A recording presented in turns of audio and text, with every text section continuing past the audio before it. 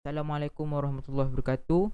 Nama saya Ahmad Farid bin Ahmad Mushid, student daripada second year first semester mengambil kos Petroleum Geoscience. Pada hari ini saya akan membentangkan tajuk berkaitan sports activity in kayak, iaitu sukan-sukan yang terdapat dalam aktiviti berkayak. Dalam tajuk ini juga kita akan membentangkan 3 contoh aktiviti dalam kayak. Yang pertama adalah recreational kayak, yang kedua adalah white water rafting kayak, dan ketiga adalah surfing kayak. Jadi sebelum kita mulakan pembentangan, kita akan tengok satu video berkaitan dengan kayak. Jadi video ni telah dirakam oleh orang-orang di luar negara. Apa yang membuatkan video ni rare adalah diorang bukan berkayak di sungai, bukan berkayak di laut, tetapi diorang berkayak di dalam parit. Mari kita tengok. We're good to go for real, bud. Here we go. Potong tali. Gas.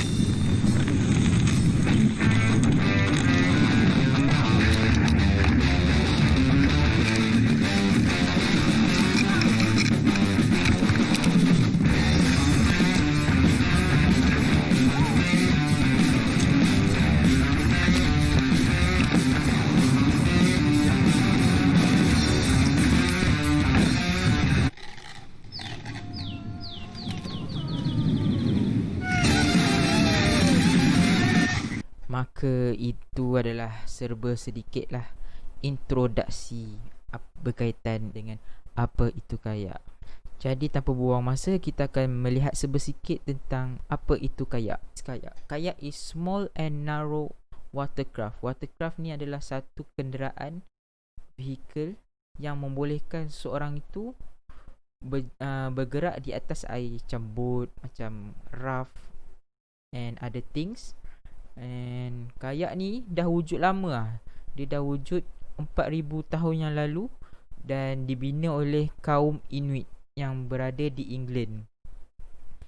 Dan satu lagi ciri-ciri kayak adalah kayak dikemudikan dengan menggunakan pedal yang ada dua bilah, iaitu kiri dan kanan. Seperti yang kita dapat lihat, ada kat bawah ni adalah salah satu contoh dia punya pedal lah, satu belah kiri, satu belah kanan, untuk kita kayuh kiri dan kanan. Dan kayak boleh dinaiki seorang, dua orang, ataupun ramai-ramai pun boleh.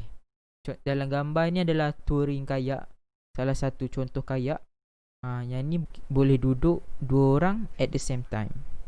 Okay, itu adalah introduction kayak lah secara surface-nya.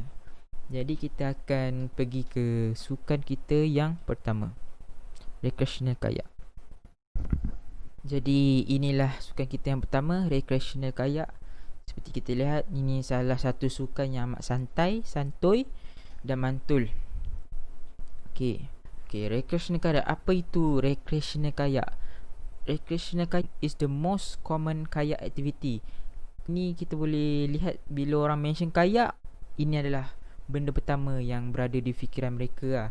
Dan dia punya pace menaiki kayak ini adalah slow to moderate, tak terlalu laju, tak terlalu lambat.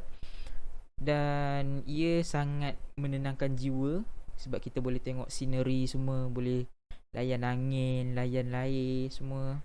Kayak ni juga sesuai untuk digunakan oleh sesiapa saja, especially family members kita yang mana yang tak sangat suka ekstrim tu, bolehlah try recreational kayak. Dan kayak ni juga dia punya kelebihan dia adalah dia boleh digunakan di mana-mana sahaja tempat yang ada air.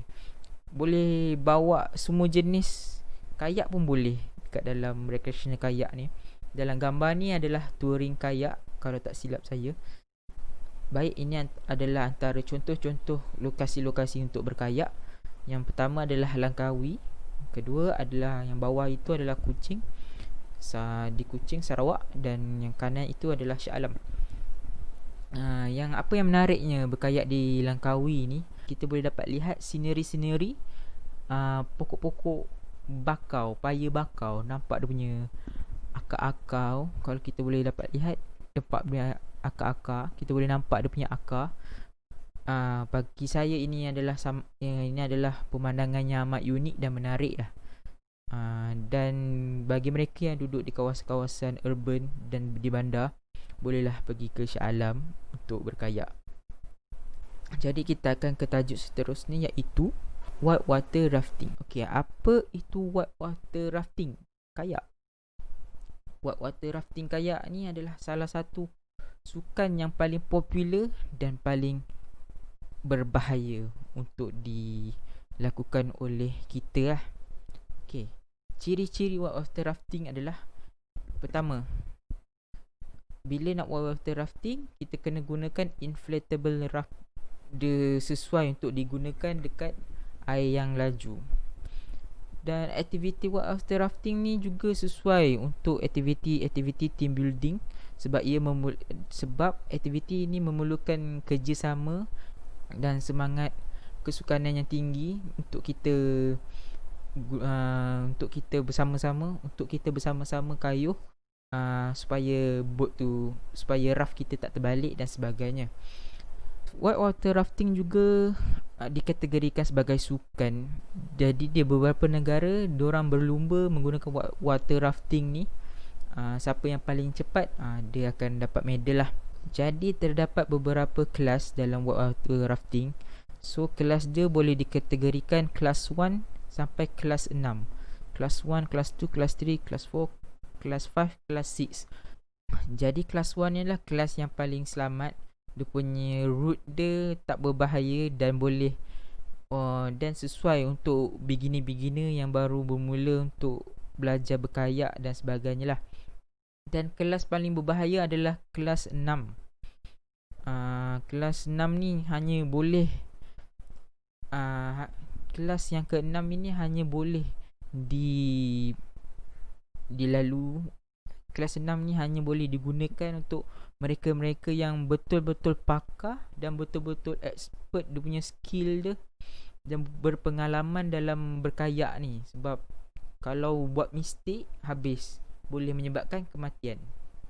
Okay, itu dia. Dia memang adrenaline rush tu memang ada dalam aktiviti ni. Okay, baik.